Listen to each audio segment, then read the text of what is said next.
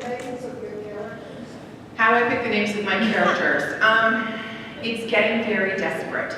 I've written a lot of books, as you know, and I'm starting to duplicate names. We had the humorous Rafe Stryker incident, which we talked about at dinner last night. I wrote a chic book.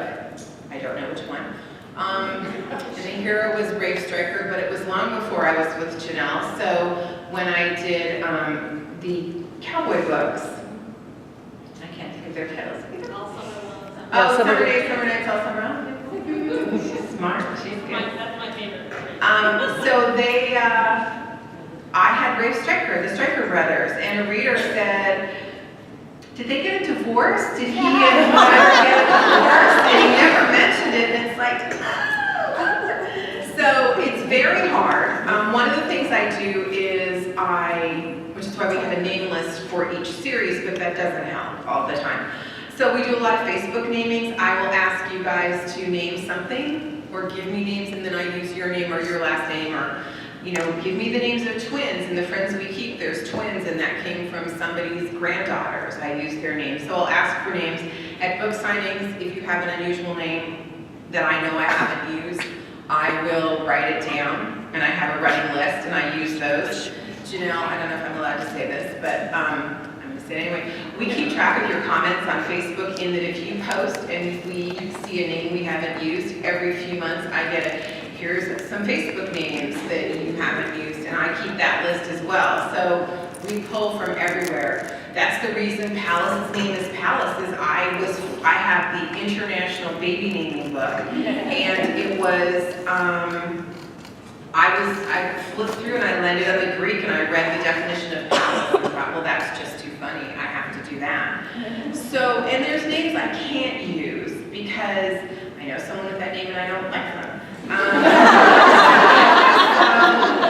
That's really the big reason. And of course, I can never have anyone named Susan in a book because that would creep me out. In fact, okay, see, this is why we don't get too many questions.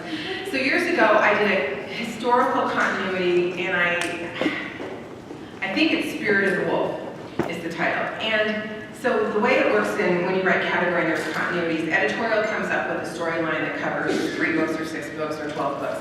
And they ask you to write a book. So it comes with a lot of baggage. You have to work these characters into that kind of a format and make the story your own. And this is set in like the 1880s in the West.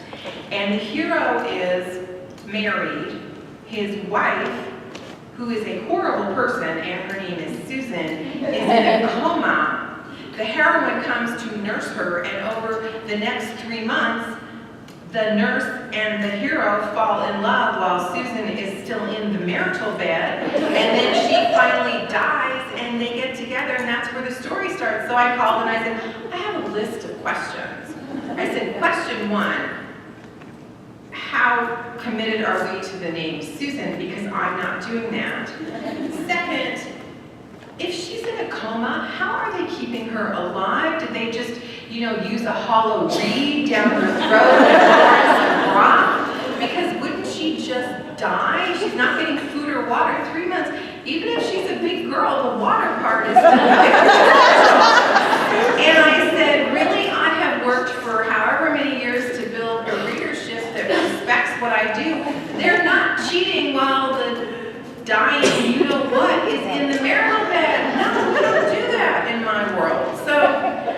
And so I was told I was welcome. So she was long dead. I changed her name. It was a very brief unconscious period, and then she, as we say in fine language, died. And then we moved on. So I now have no idea what the question was.